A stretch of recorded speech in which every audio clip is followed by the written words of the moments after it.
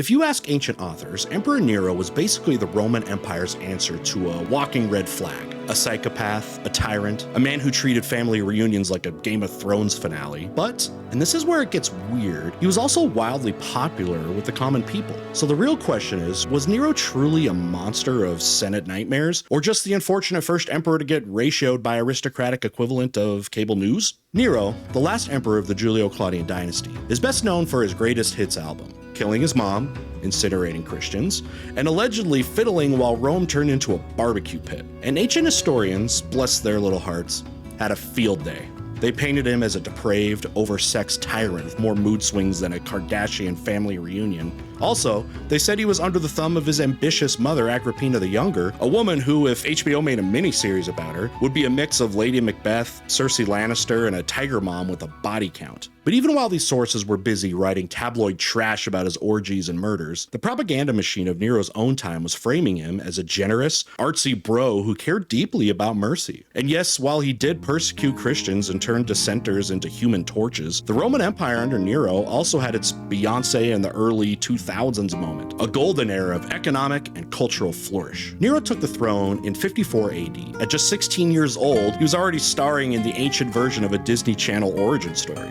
Except this one involved a lot more poison. Claudius, the emperor before him, and was also his stepdad and uncle, yeah, think about that for a minute, had adopted Nero thanks to some heavy-handed persuasion by Agrippina. By 53, Nero was married to Claudius's daughter Octavia, making his wife his stepsister and cousin because Rome believed in keeping power and apparently chromosomes in the family. Ancient sources allege that Agrippina, once she secured Nero's throne, offed Claudius with poison. Whether or not that's true, you have to admire the commitment. She was like a one-woman PR and assassination agency. But why do the ancient writers hate Nero so much? Probably because he did the unthinkable. He cut into the Senate's power. His administrative reforms wrestled control away from aristocrats and handed it to, wait for it, freedmen and plebeians. And if there's one thing rich old white men have always hated, it's losing influence to people who don't own togas made of gold thread. Nero also abolished shady secret trials, encouraged transparency, and eliminated certain indirect taxes in 58 AD to help the common folk. You know, stuff that would make most emperors look like decent guys. But the aristocrats, whose opinion mattered most because they were the ones writing all the history books, were basically the ancient version of salty Reddit mods. They didn't appreciate being kicked out of the group chat. Nero was accused of being a serial killer with a flair for dramatic irony. The ancient receipts include a laundry list of murders, most notably his half-brother Britannicus. According to Tacitus, Nero poisoned him at a dinner while casually watching him die like it was an episode of The Bachelor, Roman Poison Edition. But here's the twist. At the time, Agrippina was still Team Nero, so there's zero motive for her to support a Britannicus comeback. Modern historian Anthony Barrett suggests that Britannicus died of an epileptic seizure, not poison, which is the historical equivalent of finding out your favorite true crime documentary had a boring ending. Then there was the death of 400 enslaved people after one of them killed their owner, the senator Pedanius Secundus. A horrifying massacre, yes, but it was the Senate that voted for this collective punishment. Nero just enforced the law. In fact, he refused to go along with further punitive measures, like exiling Secundus's freedmen. Still, Nero was not exactly an icon of stability. He had a habit of reacting to threats like a Bond villain that skipped therapy. When Agrippina allegedly plotted against him, again, he tried to have her assassinated via booby-trapped boat. She survived, so Nero sent his goons to her villa in Bali and had her straight up murdered. And somehow, even this horror show became pop culture. A comedic actor turned the murder into a meme by performing a ditty that referenced Claudius's poisoned dinner and Agrippina's shipwreck. Say what you will about Nero's reign, but it was never short on content. Despite the matricide, Nero kept up his popularity with the Roman equivalent of TikTok dance trends, bred in circuses. But public favor turned faster than a Reddit mob when Poppaea Sabina showed up. Beautiful, manipulative, and probably the only person who made Nero lose all chill. She got pregnant in 62 AD during an affair with the emperor. Nero responded by exiling his wife Octavia, who was, to be fair, extremely not pregnant, and accused her of sleeping with an enslaved man.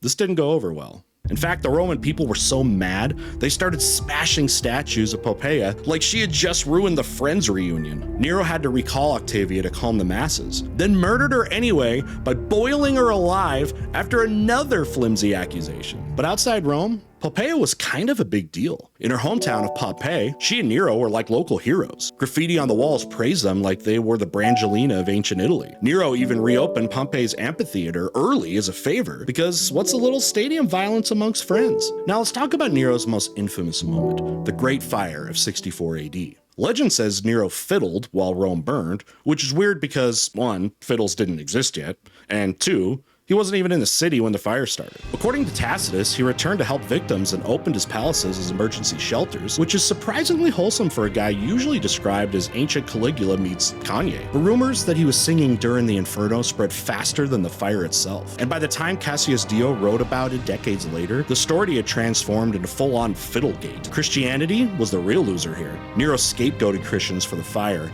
and introduced a brutal PR campaign involving crucifixion, dog attacks, and setting them on fire to light his gardens. Not exactly the Hallmark Channel's idea of a holiday special. Nero's final years were a dumpster fire rolling down a mountain. In 66 AD, he launched a doomed canal project in Corinth using 6,000 prisoners. He took a long vacation in Greece during a national food crisis and returned home to discover that literally everyone, senators, generals, citizens, and probably even street cats, wanted him gone. Rebellions flared, his own guards ditched him. He fled Rome with his lover Sporus and some loyal freedmen, and on June 9th, 68 AD, facing a Senate-ordered public execution by beatdown, he asked a servant to help him commit suicide. And with that, the Julio-Claudian dynasty ended, not with a bang, but with a somewhat reluctant dagger-assisted whimper. After his death, things got so much worse that Rome was like, wait, maybe we judged him too harshly. The power vacuum sparked a full-blown civil war known as the Year of the Four Emperors. And if that sounds like a bad sequel to 300, it kind of was. In retrospect, Nero's legacy depends entirely on who's telling the story. Augustus got glowing reviews because he preserved aristocratic privilege. Nero tried to disrupt that and ended up with a reputation forged by the bitter pens of the elite. He may have been a murderous narcissist with delusions of musical grandeur, or maybe he was just a tragic, flamboyant reformer who made the rich mad by giving poor people a slice of the pie. Either way, he was the ancient example of cancel culture, except instead of losing a Netflix deal, he lost his life.